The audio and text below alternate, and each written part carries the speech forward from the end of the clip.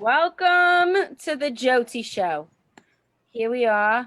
This is my brother Zac and his friend that he'll introduce you to very soon. Um, and before we go any further, this is the Joti Show. We say what we don't know, reverently, irreverent. Shalom. Well, I want to welcome you all back. Here we are, shelter in place, not in place, COVID, maybe, yes, absolutely in California. And we're still here. So we're still kicking. And I am Joti Sheffy. I'm an NLP practitioner, spiritual mentor, and a child care extraordinaire. I have the privilege to call this boy my brother. Grew up with him, tortured him as a child, Oh, and he's don't flatter yourself. oh. Anyways, I didn't torture him. Fine, but there were a couple things I did. But anyways, long story short, um, this is my brother. Hello. He's my younger brother. He's Zac Shavrick. He's an amazing human. I always was just impressed by his endless creativity, whether he was like 5 years old or 30 something years old. Just his capacity to continue to meet whatever is put on his plate, this incredible flexibility, and not only flexibility but creativity in the face of hardship. And so I feel like he's a perfect human being to be interviewing right now, as he shows you all of his glorious artwork in the background during this time. Not all of it. Yeah, it would take a little longer to show all of it. Uh, but I just am really excited to introduce you, bro. And you're the perfect person to be interviewing, as the world is going mashuga and we don't know what to do. You have some ideas. You're doing something with the mashuganess. And so maybe you could just introduce yourself a little bit more and share whatever you want. Well, as you said, I'm your brother, Zach. Yeah, I don't think I'm doing anything with the mashuganess or the crazy times. I'm just sort of using it as like, we don't often get the opportunity to just do whatever our creative whims kind of dictate. Always, in regular days, you gotta fulfill your day-to-day obligations, but with the corona times for a lot of artists, I feel like it's a time to just explore your creativity. So for me, I've had the opportunity to just go after these animations I've been working on. So that's been really great. I don't want to say that like there's anything good about the coronavirus, but because I haven't been focusing, well, not that I haven't had any real client work right now. Nobody's buying sculpture. I guess it's sort of a tenuous time frame for everyone. You don't know if you're going to have a dollar in your pocket, whether you're a millionaire or a poor person tomorrow. So, it's one of those times where people don't really want to just go out and make vast expenditures. Right before the corona hit, I had like a big commission project I was working on. Everything was set to be delivered, and I was working with another guy who was doing furniture, and we were working on it together, and we were, set to make a good penny off of selling that, and then, everything closed down. So it's like, okay, refocus. And for me, it's been refocusing on animating and making a TV show kind of thing, like a connected storyline by animating metal, which I guess we'll get into at some point, or now or whenever. But so that's what I'm doing in Corona times. I mean, what you're saying is what I'm saying on some levels of like, I think that a lot of people have a lot of different reactions to like the world's going crazy. So let me now come up with, you know, like this exact thing that meets these times. But I think that anytime that we're choosing adaptability and to meet these times, like that's the answer to this question, is like, what can we do? Because I think what I've been addressing kind of over time is that a lot of people have just been lost during these times, or like especially in the beginning, like people being stuck in their house, people were by themselves. I mean, you're in New York, that like things got pretty intense, Yeah, especially for sure. and like just the the fact that you're surviving, like, you know, you were talking about, you had this commissioned piece, like things were kind of moving in a good direction, like you've been doing artwork for a long time, people know who you are, you get work, you know, you've been able to do your genius for a while, you know, for as long as I've known you, which Thank is you. your whole life. But you know, so the adaptability that you're working with is to me what's also an amazing thing, is instead of just being like, oh my god, I have no work, what am I going to do, you're moving into creativity and finding ways to like use your resources in different ways. Yeah, yeah. No, I remember when I was in college, my one of my professors, not one I was particularly fond of, I don't think, but that's besides the point. He said to me, he said, you know, you're in college now. This is the time to make whatever you want. You know, don't waste this opportunity to, you know, before you go out into the real world, you're probably not going to have the chance to do uh, make the art you want. Which, in my case, he was wrong because you know I went forward from college and just did whatever I wanted continuously, and there were rarely times where I stopped that, except if I had a big commission. And when I had a big commission, it was almost always something I wanted to do. So I got very lucky in that regard to kind of make my work focus what I wanted, and that was, you know, just as a result of always doing something from when I was so young and kind of becoming so skilled at it that I was able to like pick and choose what I wanted to do with it. But it certainly wasn't possible for me to stop everything and just work on these animations that I've been doing now. And I did take time outs throughout my life, throughout the last 10 years, to stop and develop it further and further. But usually it was at like a burst here and there. And now it's just like every day that's my focus, to do something that I don't exactly have an answer to how to monetize it, or the way to monetize it is a long path that won't necessarily pay dividends immediately, you know? So there wasn't like, okay, I can sell these things or I can make money off of them right away. They have to be polished and honed and edited and scripted and all that stuff. And I didn't know how to do all of those things myself. So, you know, this time now is giving me the opportunity to learn all of those things and put them all together. I mean, I just want to say there's something, you know, as you speak, I'm like thinking about doing this show, and I'm thinking about like, you know, like this is something that I've really liked doing. And the fact, like as an NLP practitioner, some of the stuff that we work with, it's neuro linguistic programming, is like what beliefs are in our systems that allow us to act in certain ways. And I find it interesting that we're siblings and that we both have these capacity to do our passion projects and to recognize that that's important. And like I know for me, I can also root that, like I can think of, you know, our dad in particular being like, you know, that that's been super important for him, is to live, you know, a life that feels passionate for him, and where he can like do what he loves. And so I'm Yeah. curious for you, where do you feel like you got that from, aside from being a, you know, I know you started, the way I described it is that my brother was at the same time that he had a bottle, he had like a welding rod in his hand. Like you started learning metal at a super young age, and also just curious, like what do you feel like, what beliefs in your system like get you to this place of like, hey, I can do my passion project right now even if it's not going to be paying the dividends.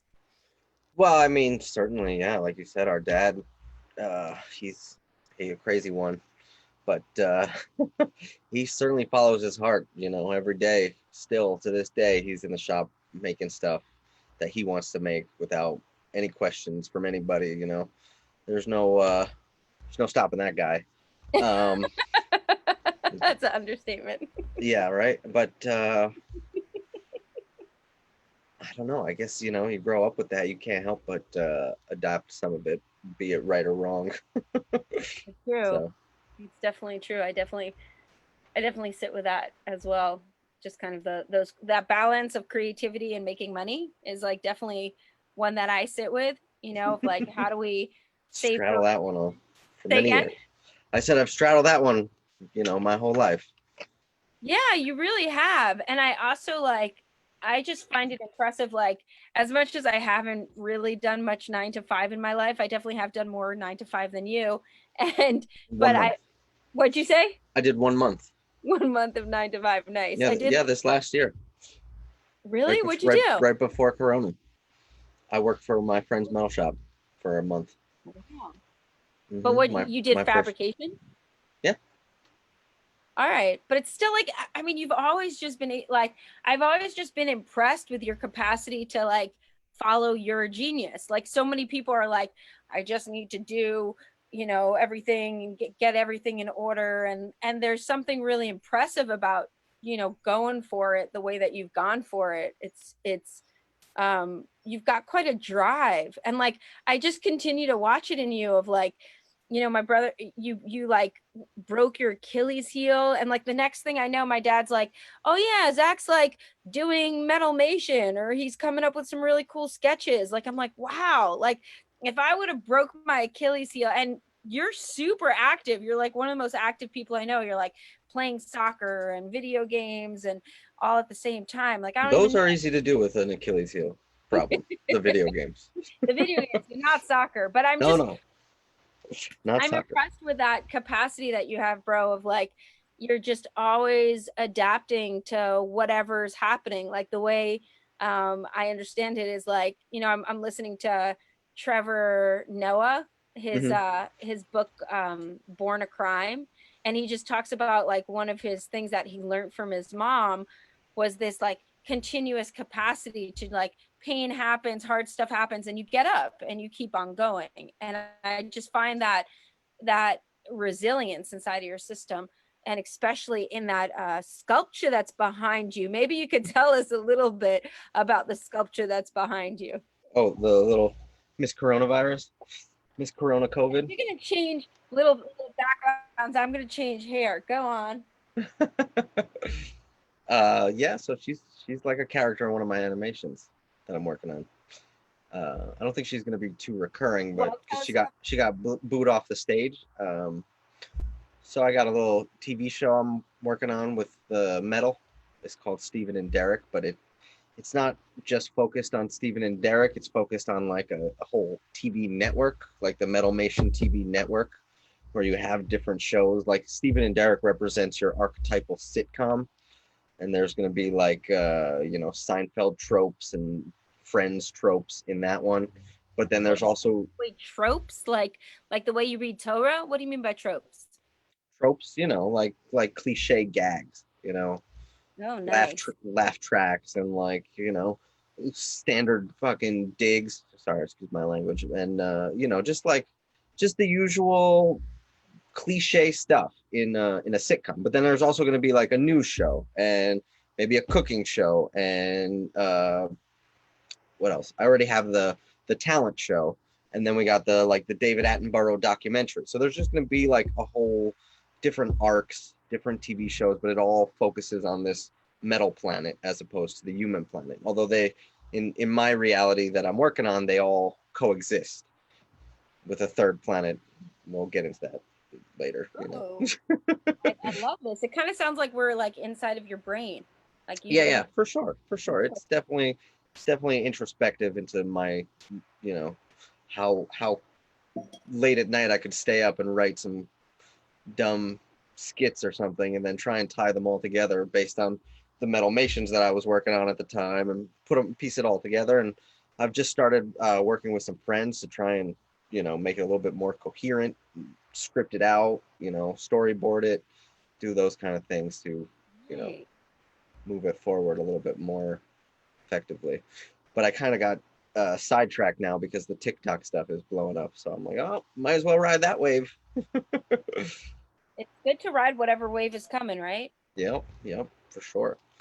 Well, tell me, I mean, first of all, congratulations on the TikTok stuff. Cause like last time you told me you're like, I got 100,000 hits Yeah, well, on. it's still early. There's nothing to be excited about until anything comes to fruition. You get like a true tidal wave, but it's getting some attention. So I want to try and uh, optimize that. So. Yeah, I mean, there's got to be, I don't know how people become like Insta famous or TikTok famous or whatever, but like, and then they get sponsored by people. Like, I It's imagine like once you luck, get luck, but don't you luck, think you get a certain, maybe. there's got to be like a method to it of like you get a certain amount of hits and then like Instagram is like, here, get sponsored by Nike. I don't know. Well, There, I don't know. Instagram was always really good for me, and then they had like an algorithm change about I don't know 4 or 5 months ago, something like yeah, that. It was like that big thing where everyone was going to leave Instagram, and they went to this like artists only site, and that yeah. site didn't pan out. Nobody stuck with that. Everyone stuck with Instagram, but just said, okay, we're on Instagram, but we're never going to go viral again because Instagram no longer has like the spiral out of control viral capacity. They let go of that. It's like it's there, but it's not really. So I I guess if see. you want that, you need like Reddit and TikTok and I don't know, but Well, not sure. the newest. Facebook probably still has it just because it's like click and share, click and share.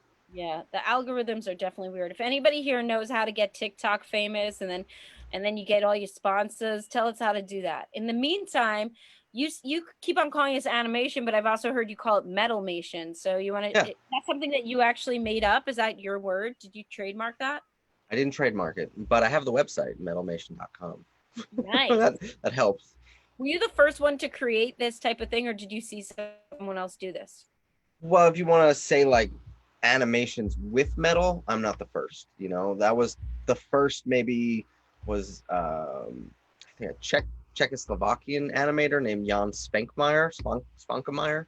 He did Huh? some really cool stuff where he would take like little pieces of nuts and bolts on the table and move them around and make a mouth open and close and eat the spoons and spit out metal shavings. But there was no welding involved, so nothing was really walking around like that. He was doing claymation for his walking animations. And then there was like the Tool videos from the 90s that are also, people see my work and they're like, oh, you should be like, directing new Tool videos, because their videos used mechanical puppets, mechanical dolls that had like doll heads and little robotic bodies. So I try and go for a more organic look because the welding in the metal is not done before. That's my unique area. That's how I take it. That's why I call it metalmation, because it's all metal. Most stuff when you see animations are not all metal, and if they are, they're just like a one time, a quick short, or they're using a hinge or a gear or something robotic. But for mine, it's just all using heated metal at a higher temperature range than it's like you're normally comfortable with, and then you got to use really hot, really good gloves. And now I'm starting to sneak in some magnets, because magnets are, I think they kind of fit with the aesthetic, and they save me a lot of time, and they keep the organic kind of movement. But I wanna kind of have like the focus to be that organic movement that you get from claymation or some of the other animation formats. Well, I personally am a big fan of your metalmation, and I love this one that's behind you. Would you be open to sharing that with all of us? Give us a little taste. Sure, I think I can actually play it right here on my screen. Let me see. Oh, well, let's see. Let's see if I can do it. I don't know. I haven't used Zoom too much. Technological advancement clearly past mine. That doesn't take much. Where would it be? Well, you could press share screen and I then, could do the share screen thing, but yeah. let's see if I can do this first. And while you're doing that, I'd love to share your website so people can get a taste more of what you do. And if you have like, is it zacmax.com? It is, yes. Zacmax.com. If you want to see more of his artwork.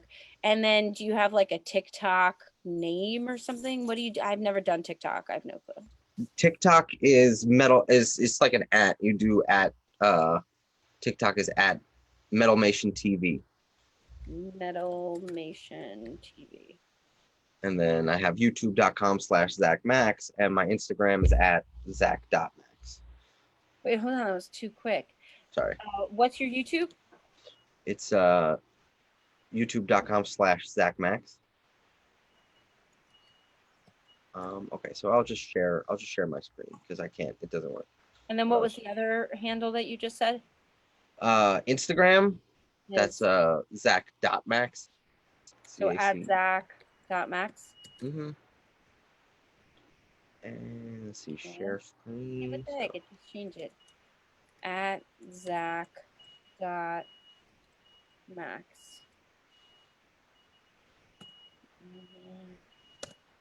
What?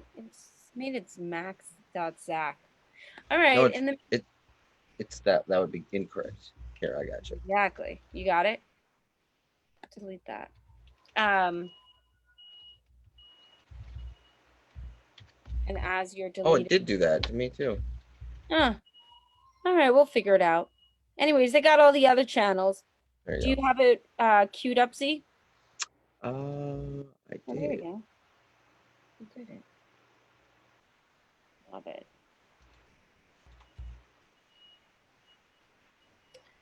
Well, while he's doing that, Yeah, I got it.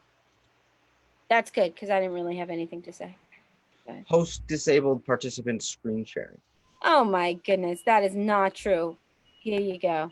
Now you could do it. Can't believe they accused me of such a thing. I would never do that to you, brother. I would never do that. They just did it automatically. I'm sharing screens with you. There we go. Can we get the volume on it? Can we? I don't know. I didn't. Well, it's nice you've got the I don't. It has volume for me. I don't know how to give audio. I'm not hearing volume over here, but that's okay. Why don't you just rewind it for a second? Hold on. Let me see So that we if there's a way. If there's a way, there's a will. Wow, they're like cutting down trees over there. Can you hear it? Not really. No. They clearly didn't know that the Joti Show was going on live today, because otherwise they would not be cutting down trees right next door. I think it's time for my Sally wig, because I just want to say, Yeah, I can't seem to get it to play audio for you. holy Gavolsky. Well, how about you just go back to the beginning so we're at least all on the same page? Is it back to the beginning now? Yeah. Welcome back to the show. Our next guest says 3 out of 4 are last. Now let's test your metal. I'll just say I'll be the actor. Boo! You could be the other one. Hi everyone, my name's Corona. Everyone, settle down. Yeah, it's just a name. So yeah, my name's Corona COVID. Ooh, take it easy. Take it easy. Right, yeah. So like I said, my name's Corona COVID, and I'm 19 years old. Get the fuck off the stage. Oh, I love that one. That's funny, bro. Oh, look, Nick cantando. Who's that Nick? Oh, look, Hey, and Vito's what's on. up, V? Yeah, Vito's on. And then Nick has said that he's been following you on Instagram for like 10 years. Yeah, I've been doing IG for a while now. You have. I didn't even know Instagram existed. So tell us a little bit about your I mean, also that other one is so good. Maybe I'll try to find that one and it'll work on mine. But in the meantime, how about you just share a little bit about your metal history? Like what's the trajectory that you've taken from, having the like when did you actually even start learning how to weld? Well, I mean, I guess you know all this stuff, but I do, but I'm not everybody. There's a whole Facebook audience out here. I mean, Vito so might not know it, and Nick Vito might not knows. know it, but Nick might not. Nick might not. He probably does though. What's good, Nick? There's other people out there aside from them. You're right. You're right. So, Like mom, dad. Go ahead. Kidding. Go on. they don't know. They're the ones who don't know. No, but let's see. I guess I usually like try and up the age because it almost sounds unrealistic to say like 2.5 years old I was already in the shop. But I remember growing up, In the shop, those what? were always my numbers. I was like very stern about saying 2.5. I got in the shop, But Wait, you like got in the shop you saw dad watch like working on metal, like you sat on a I don't know. bed. I don't remember anymore, but What happened at 2.5? that's what I used to say. That's what I used to say when I was like a 10-year-old. It was like, oh, I've been doing this since I was 2.5 years old, But, yeah, Nick is saying, "Hey, bud." That's to you, not to me. Not a bud. yeah. Want to say hi back to him? What's up, Nick? So yeah, I guess really I say when I was around 5, I learned to weld. Right, that was like the crucial skill of my career, is learning to weld, and I learned to weld at 5. Before that, I used to just take scrap out of the my dad's scrap bins, put them on the table, make like little faces, and he would weld them together for me. Um, After I learned to weld, in the beginning he would still weld them for me, but eventually I was like, that's it, no helping me, I'm doing all the welding myself. And by like 5-6 years old, that was my, that was it. I was working in metal on my own. And there's even like a really old video I remember of me making some sculptures entirely myself. So I've been doing it since I was that many years old. I used to go on jobs with my dad to install railings, and he would sell mezuzahs and Judaica art to some of his clients, and I would get in on that, and they would ask me to paint his stuff for him, or eventually they commissioned me for my own work. And wait, you skipped a whole chapter, bro. What about when I lived on 64th Street and you sold your stuff on the street corner, and then you met the people from Sesame Street, and you were like 6 years old and you were selling your artwork, and people were like, yeah, that was around 6-7 years old when I'd go visit my mom and my sister, in 64th Street in Amsterdam. We go on the corner right next to Madonna's block. Madonna lived on the same block as Madonna's block, right next to a restaurant called Zac's. Oh yeah, right across from Lincoln Center. I went to Claudia, in case you wanted to know, Fame High School. Anyways, go on, brother.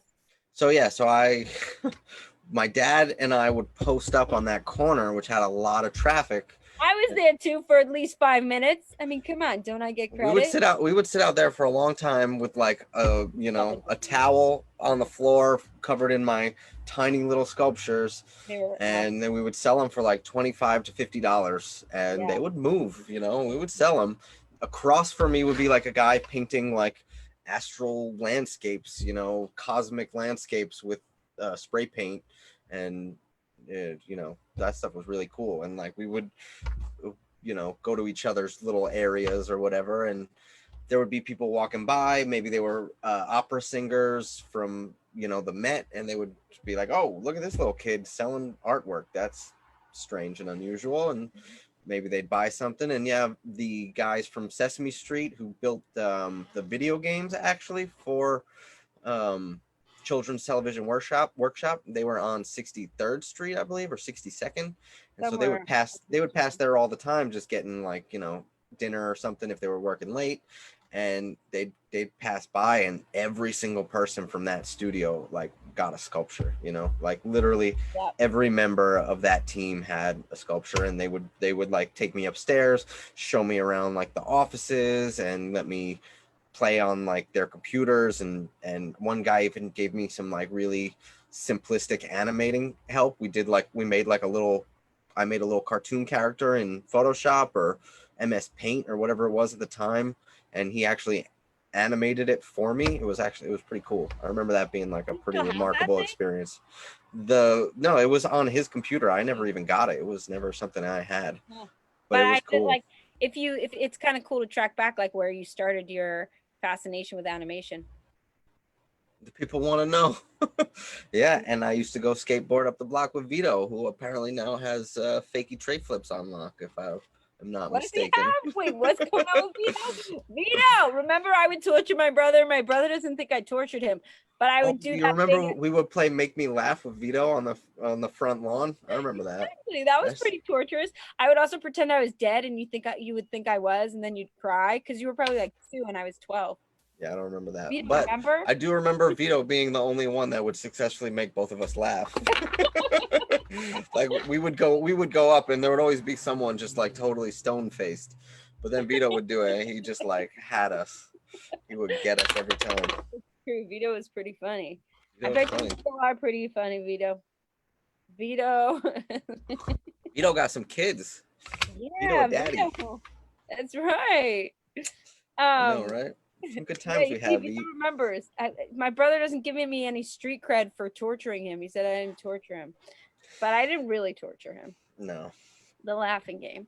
Um, so that was like your first, you were like selling things at like 6 or 7 years old, and then dad Yeah, was yeah, selling like the mezuzahs and the Judaica, and you got in on that and started working for Bell. that But is how old were the you then?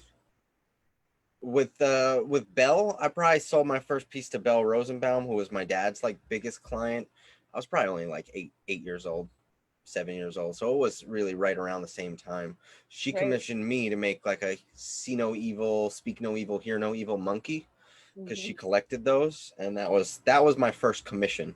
I remember that distinctly. Like once that happened, it was like I think she paid me like $300 too. So I was like Wow. 8, 9 years old. I just got a $300 commission, and oh, I went to work on that. You know, That's a little bit more than you make from raking leaves, you know? no, like I'm happy to sell a sculpture for $300 today. Yeah. it's Yeah. it's a tough climate. You know, it's weird to be, a young kid selling for more than when you grow up, because sometimes, like, that's not to say I haven't sold stuff for a lot more. Obviously I have, but that was a little tiny sculpture selling for $300 at a very young age. So you gotta, as an artist, it's like every time you sell for a certain price, you have to like up the ante a little bit in order to like create the value within yourself. You sell something for $50, the next day you can sell for $60, et cetera, et cetera. So you keep moving forward with that until you realize, okay, people, like, right now metalwork is so known. It used to be more of an unknown thing, like a little bit, there was more mystery behind it. I feel like with Instagram and Facebook and all these things, straight up metal sculpture is just like a known quantity. You can find like 10,000 metal sculptor Instagram accounts, all of them really impressive. And so it's in this day and age, for me, it seems like, another reason why I'm pushing myself to do the animations is like, adapt and improve, do something that nobody else can do something in, like, where I'm still like, the monsters and the sculptures, there's nobody else doing them at the same level. I don't think. I believe, I have to believe in myself in that way. But for me, I want to take it somewhere where nobody else has even conceived of. So Right. that's where the animations are taking precedence for me. Well, I'm just gonna take that moment then to actually share another metalmation, and hopefully this one will have some sound on it. Um, and I mean, also I'm curious as I figure out this as I share the screen. Um, I'm curious, Zach, about maybe it could be food for thought, but it reminds me of like child actors and like that reality of like when get kind of the approval and also the financial kind of compensation when you're young, and what that's like as an artist to be, you know, just kind of growing. Like you know what I'm saying? Like the Yeah, yeah, like yeah, for sure. maybe you could maybe you could articulate what I'm trying to say even better than I can articulate it. Go ahead before I share this. No, I think you were good. Yeah, it's like growing up, you're like seen as something weird, as a prodigy. I got to meet all these famous musicians. Here, I'll use my background. I have it queued up for some reason. I think as a joke, but like when I was really young, this is me and Snoop Dogg when I was like 13. Or no, I was younger than that. I was Yeah, you definitely were. not 13. I was like 11 or 12 there. Yeah. And well, maybe I was 13. I was a small 13-year-old. But anyway, I got to meet all these famous celebrities and do all this cool stuff, and was on the set of like a TV show. And there was one point where CBS News contacted me to do a story, and they were like, yeah, we really want to do this story. And for me, that felt like this sort of moment where things were gonna like break loose, and then you're gonna be like, okay, now you can really charge a lot more money for your sculpture, and we can, not be poor and all this good stuff. And then CBS called one day, and I remember we were able to reach them at a payphone in the city for some reason. I don't know why, but we were at a payphone in the city, and they were just like, yeah, we want to stay and watch his career for a while before we decide to take on the story. I was like, Oh, oh, wow. that's not happening. Yeah. So you get this like, oh, this like all these constant like peaks and pits. You're like all excited something good's gonna happen, and then it gets like taken out from under you a lot. And I think that's the reality of being in that situation. People are often in their like 15 minutes of fame, and then they get it swept out from under them, and nobody likes that. And I don't think I enjoyed that kind of part of it at all. So for me, I just sort of kept going forward, kept trying to up my prices for my sculpture, kept trying to improve it, kept trying to, be unique and different. And I was obviously following in the footsteps of other people, so I didn't make everything I did up, but I'm trying to lay new groundwork and do new stuff and all that. So I like what you're I don't know saying. if that answers your question or not. Yeah, it totally answers it because I didn't really fully have a question. I say what I don't know. That's the theme of this show. It was more of like a notion of like, I guess, trying to get a sense of like what that experience was like. And I think that's super cool. And like, I'm sure there's people out there who can relate to it. And I liked what you said of like the peaks and the pits. And I just remember following you. I was like 10 years older than you, but I was like, dang, this is cool. Like my brother got picked up. These people were like, they went to the local bagel shop, and my brother had a piece of art there, and they're like, hey, that would happen a lot. Those as our centerpieces in the revival of the Woodstock Festival, which then became like, who was out there, like Stevie Nicks, and like, I don't know, it was just like lots of like, that was like the Sugar Hill Gang and Britney Spears and Goo Goo Dolls and all those people. That was back, and it was super cool because he was in the the artist area. I remember going to some like serious concert with you, and like, oh, 9 Inch Nails bought something from you. I remember meeting them through you. Like, it was just super cool to like follow my brother. But I don't think 9 Inch Nails bought anything from me. Yes, they did, bro. I totally remember. Wait, it wasn't 9 Inch Nails. It was Goo Goo Dolls. Oh, there we go. Goo Goo Dolls. All right, fine. A bunch of other of the opening acts for the Goo Goo Dolls. What'd you say? Some of the opening acts for the Goo Goo Dolls, I think, bought some stuff. A couple, there was like Perfect Thyroid. That was like a big band at the time that just, 30 minutes of fame kind of thing. Exactly. And from my perspective, I think part of the resilience of like what allows you to meet these times is that incredible curiosity that you've been both bred to have. Like, I feel like Dad is incredibly curious and like has taken you to all these places, and like would always go to the city even though we lived like 2.5 hours away. He still does that today, although I don't really. I'm like, no, Dad, I'm sorry, I'm gonna stay home this time. I know, I'm glad. But which he doesn't like so much, but I know our dad's like, how old is he now? Like almost 70, and has had some serious 68 health, 68, had some serious health issues, but the willpower of that human being, I can't even begin to tell you. He had like a brain issue that he was like in a coma for like a month, and I remember one of his best friends, I was freaking out, and I was at the hospital, and Dorsey was like, he's a metal sculptor, he'll be fine. I'm like, okay, if you say so. But long story short, I was like, yeah, I wasn't holding it together too well. But that happens when family goes through stuff. But I think I'm just like if I track all of your career, I like the resilience that you have, the curiosity. Like, I'm thinking of JJ, like when you met, I mean, it was this amazing experience. Like the mentors that you found, like they're not just like, oh yeah, I like went to this prestigious school. Like we were like living in poverty basically, but we would find some way, like collect the change and like go to the city, and pursue. You lived in the city. Okay, fine. Maybe it's not we. Let's talk about you. Okay. Yeah, I lived in the city, and you were a young kid, and I lived with my mom, and I lived with our mom. And anyways, long story short, I think maybe you could just give us a little picture of like that curiosity that you have, like pursuing JJ. Like that was pretty cool. Like what happened there? You want to tell us?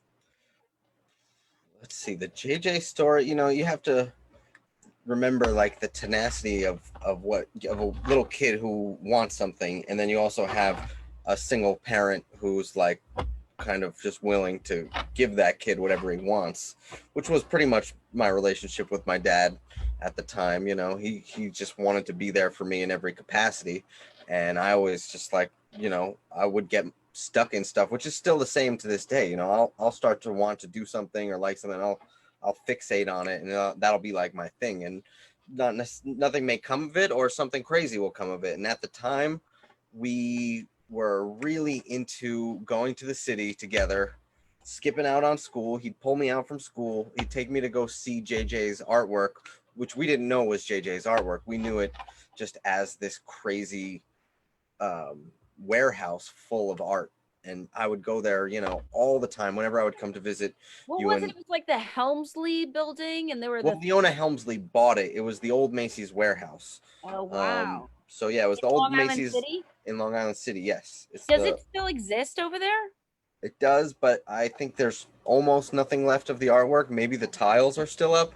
Or like that's probably about it. The elevator, maybe something like Yeah. that. But you know, I even had a hand taking a lot of it down. You know, Yeah. so it was kind of a sad day when I went and helped JJ take some of that stuff down. But they were yeah, like three J's. yeah, it was called the Three Johns. There was JJ and his two other buddies named John Carver and Johnny Swing. So there were the Three Johns, and they did amazing artwork, kinetic artwork, musical artwork, all kind of tiles, everything you could imagine. It was just like, it was some sort of crazy art sculpture paradise that, you know, is sort of unbelievable to behold. And when I was growing up, that was like my favorite thing in the entire world. And that, and like Kenny Sharp, I also really liked Kenny Sharp. So I was really into art as a kid. My dad always kept me, you know, inspired, giving me drawing books and comic books and just drawing all the time and doing that stuff. And so when I finally got a lead about somebody at from the Three Johns having an exhibit, we went immediately, which the exhibit wasn't even too far away. It was also in Long Island City at Socrates Sculpture Park. So we went to Socrates. We met, like, we didn't actually meet JJ there. We met the, like, I don't know, administration or something. And I, when I got there and I saw the work, I knew exactly which one of the Johns made it. You know, I like, because I'd seen all the work. I'm like, oh, this is the one who made this, this, this, and this. I could tell you exactly which thing he made. And so we went to the studio that they gave us the address for, and we can hardly see you. Is this for me? Oh, this is, you're telling me and you're mute. I got it. That's like little show notes. Understood. Yeah, well, my lighting sucks at the moment. I guess I could put a brighter background and it'll light me up better. Here, watch this. Put a white screen up. But yeah, no, the JJ thing ends up with me going to his show, finding out his address, being like, I think I was 8 years old, 7 years old at the time. I leave a little note for JJ like, hey, my name is Zach. I wrote this by hand. I put it in his doorway because he wasn't there at the time. And his crazy Russian neighbor was just like, yeah, he's a great guy, you know, just leave him a note. He'll be super happy to meet you. So we left the note in the door. JJ called us the next day and is like, yeah, come by anytime you want. And so we showed up the day after. So we came home from the city. My dad showed up at camp where I was like early. He like showed up a half hour early. I was like, why are you here early? You know, I like to stay all the way to the end of camp. But he was like, no, I got good news for you. We're going to see that guy, JJ. And so that was like, whoa, amazing. So we go the next day right back down, and like, you know, the rest is history. JJ was like a huge influence, probably the biggest influence technically, aesthetically, of anybody. So I still to this day use a lot of techniques I learned from JJ, and a lot of the stuff I do is very derivative of some of the stuff that he does. And I definitely consider him like one of my direct forebears or professors, or, you know, I'm in the JJ lineage. Whoever JJ learned it from, that's my teacher's teacher. So you're muted, Joti. Sorry, my dog was barking. That's very true. If you check out JJ's work and then you look at Zach's work, you'll definitely see the similarity. It's pretty cool. I mean, I'm just thinking for a moment before we get to the second animation is, because I do still have it queued up, is what was that like as a kid in terms of like, you know, all of a sudden you're like meeting these people who are your idols, and then you're going back to camp the next day. Like, how are you able to balance that? Well, I'm pretty sure I just dropped out of camp. I definitely didn't go to camp the next year. I remember that because my dad was like, "Do you want to go to camp this year?" I was like, "No, I think I want to stay home and work." And that was how I balanced it. I was probably more motivated then than I am now because it was just like, okay, this is like life is still pretty simple. It's like you got school and you got friends. You don't really have too much else, and I had something else that nobody else had, so I would always, kind of put that first and foremost, Right. no matter what. But that's So the thing, is like you would put that first and foremost, but you were still a normal kid. Like you would still oh hang out yeah, with. yeah. No, I mean it wasn't like it came up that often, but when it did, it was like, okay, this is this is what I do. But it's not like if I had the chance to like stay at my friend's house for a sleepover or whatever, that wasn't going out the window. That was always, but obviously my dad being so overprotective, those things weren't in the cards that often anyway. So, we look for our outlets. And for me, dad was great, obviously, in all of these capacities, but as you also know, he's got his other sides, which make him not as easy to deal with for everyone. And a lot of my artwork is a reaction to that. So I think a lot of I mean, like the one right behind you. absolutely, yeah, for sure. Yeah. I mean that to me is a direct like it's isomorphic. You know what I mean? Like in terms of the reality that existed before and then the reality that we're in right now of like because so much of being in these COVID times and in this place where everything needs to change, a lot of people like who've had life handed to them, it's really hard in these times when they're like, oh my God, I can't get my hair done. Clearly, I got my hair done yesterday, but like, like there's just like those like some people really freak out in these times just for those basic needs. And because you have that resilience and that adaptability in your system of like, all right, I've got like a crazy family dynamic, which is both beautiful and amazing, but also like we grew up pretty, on the edge in a lot of different ways. And so it's like you learned how to metabolize it, and that capacity to metabolize it is what has brought you to this ability of being able to do amazing stuff like I'm going to show you right now. Here we go. Is the volume on this one? Huh. That's a silent video because YouTube, uh, Facebook doesn't allow the song to play. Well, Other fine. sites such TikTok, I think that's part of why I did so well on TikTok. It's the only place where it's got its proper music. I love But this part where he puts in the eyeball. Look at that. And then he's got an eye and he's dripping. And then there's random videos coming up. but if you Ah! go to YouTube/Zac Max, Yeah. YouTube.com/Zac Max, it'll give you a whole bunch of videos that have sound. Now I have to hold on one second. I apologize for the technology. How do I stop the share? Well, you could just click Oh wait, that little plus button. hit the plus, the Or that, minus. or Okay, not. minus plus. I mean, but I love that one, and I love it with the sound. It's super cool, but I just feel like you're Yeah, it gets the idea across without the sound.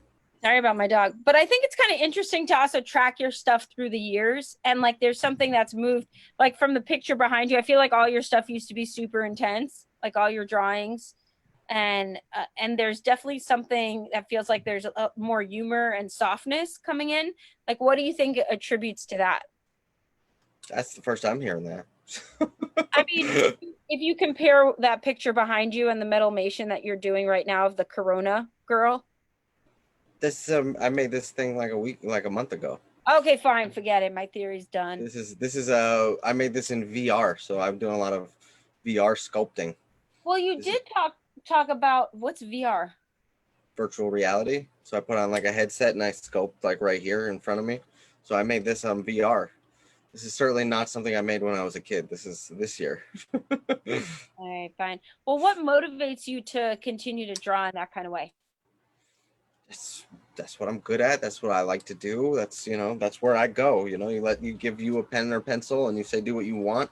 You're gonna make what you want. This is what I want to make, and it's not always the most saleable or relatable content, but there's always going to be people out there who do relate to it and do love it.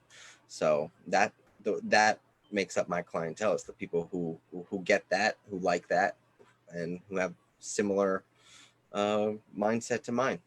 Like, this guy's kind of funny. He's got like a unicorn horn, and he's also got like, what's up with him? What is this guy behind us? It's just a little practice sculpture for VR. I was trying to learn how to use the VR sculpting program. Do you That's feel what like I came up with.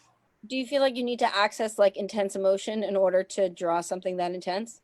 No, no, it's just natural. Maybe it's subconscious that there's the other stuff there. It might Yeah. be, when I went to college the first time I met my professor that I consider like the reason I stayed at college. I had one really amazing professor, and he saw like the first thing I ever made in that class, and he said, "Oh, it pretty much looked like that thing. It was another version of what you see behind you." And it was in wax, because that was the material we were working with in that class. It was going to ultimately become bronze, and so I was really focused on it. I spent the whole class making this little monster, and he saw it. First time he sat down with me and had his like teacher student talk, because he did that with each student. He'd analyze the work. He'd give not so much a critique, but just he would come in and put like a new spin on it, or help you understand why it was what you were making. And he saw the piece without me saying anything. He's like, "Oh, the gaping maw. That's like classic psychology of the overbearing father figure." I was like, "Whoa, this guy knows what's up." What's he called? The gaping what? The gaping maw, the big open mouth with the sharp teeth.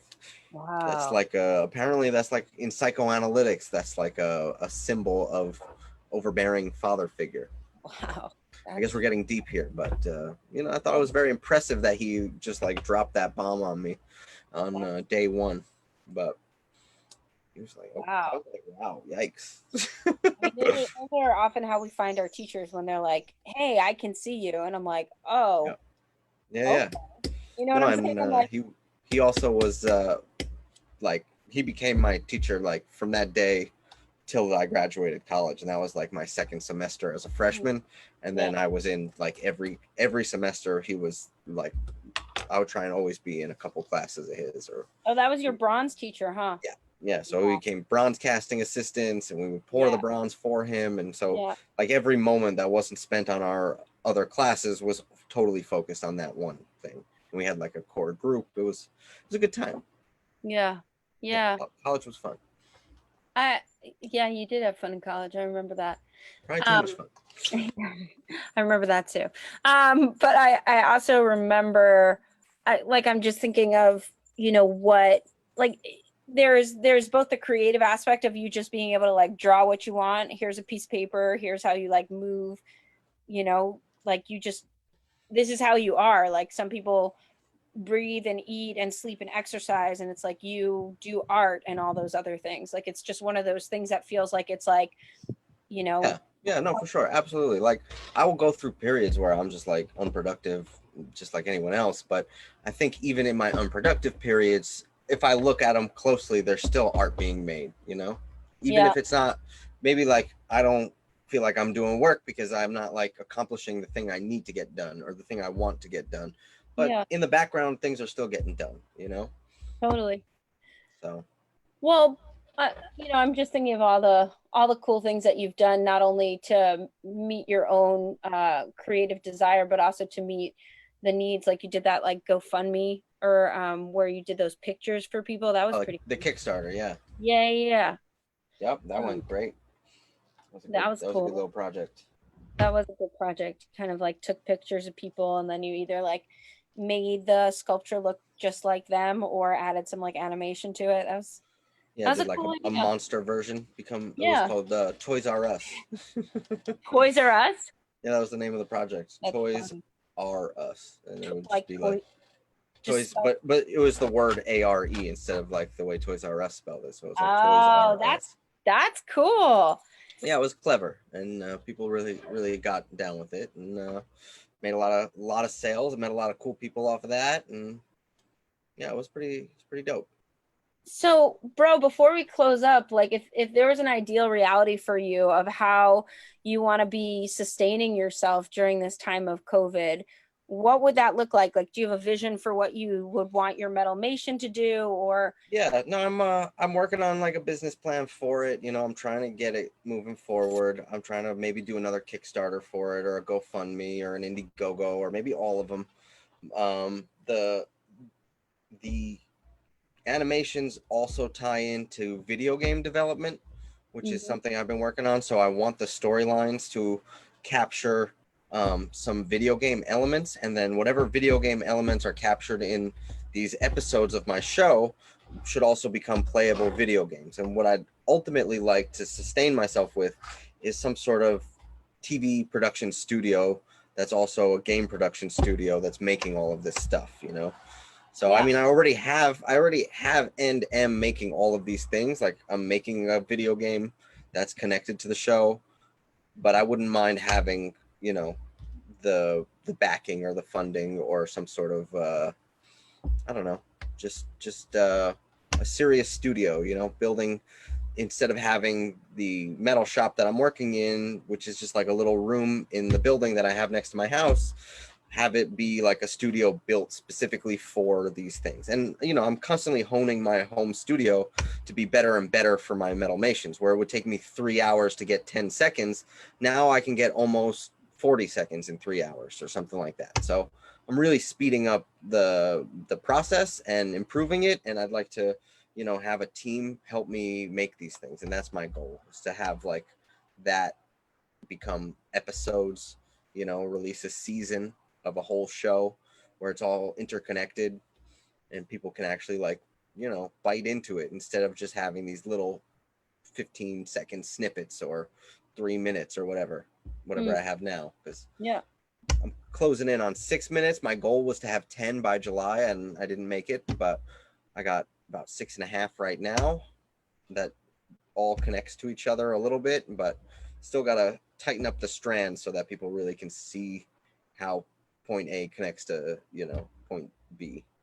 So Nice. that's my goal, is to sustain myself off of, uh, you know, a TV show, you know, sell ad time or whatever it is. TV Totally. shows make money off of, because TV shows make a lot of money. That's So true. I'd like to get in on that. Yeah. And I mean, I first of all, like, want to commend you for setting the goals and like getting this far. And I think it's pretty cool stuff that you're creating. I always look at your stuff and being like, wow, that's some pretty cool stuff. Um, and just like watching you progress through the years, it's pretty awesome to watch. I'm really proud of you, Thanks, and Joji. I want more of your artwork in my house. I've got something that says Joti loves Zac. I got that a long time ago, and I've got one of your sculptures like on my desk somewhere. But Yes. gotta fly you out here to get more. Yeah, And no, I'd love to come out. I've been yeah, it's been a while. I it know has the been. COVID times makes it weird, but Yeah, it'll happen again soon. I think probably sometime once it gets a little colder up here and things are a little bit more understood about the COVID, the COVID, we'll get ourselves over to Cali. the unprecedented. Have you seen that one? That's funny. The unprecedented. No, Um, his name is is that a meme? Modi. He's on Instagram. It's really funny. He's like dressed as a chassid and he's like the unprecedented. That's what he calls coronavirus. Um, I went anyway, to I went to Rifki's on in Swan Lake today. Baruch Hashem. You have to Yeah, understand that the it was Catskills scary. I know. I And, needed to get my wife some Israeli cheeses, and that's right. the only place you can get it. So I was like, all That's right, the place you can get if you anything want from. that risk, I'll take it. But You go to Swan Lake and get some falafel and Anyways, it's quite a scene up in the Catskills. You must check it out. The Borscht Belt, all right, where all the people I'll from. check out this Modi guy. Yeah, it's funny. Well, anyways, bro, I love what you've shared. I totally love you. I love the opportunity to actually get to talk to you and talk about these things, and um, Cool, just cool, always cool. been proud of you for the work that you do in the world and just who you are and your Thanks, capacity Jodes. to metabolize the life that you've been given into acts of creativity and beauty. So Thank you. pretty cool, bruh. All Pretty right, cool. Joji. Thank you for Um, having me. yeah, you know, it's good to say hi. And yeah, I hope people enjoyed, and I love the vision of the metalmation and turning it into something bigger and having that studio to produce it. And I also want to say I love the idea of this as like a sustainable plan. Like as you get older and you're a metal worker, it's like your body gets really, used up by Yeah. doing that hard labor. And so to like do something that's a little bit less intensive also makes sense on a longer term picture, you Yeah, know? this is more intensive. All right, fine, forget it. But it's not like you're like sitting there, you do, I mean, yes, and like let's also get real, like you do, like 3-story building size sculptures. Like that's got to be a little bit more labor intensive than this, like lifting crazy weights of, no, okay, fine, forget it. All right, anyways, on that we'll just say goodbye. Go This crazy. is the Joti Show. We say what we don't know. Reverently irreverent. Shalom.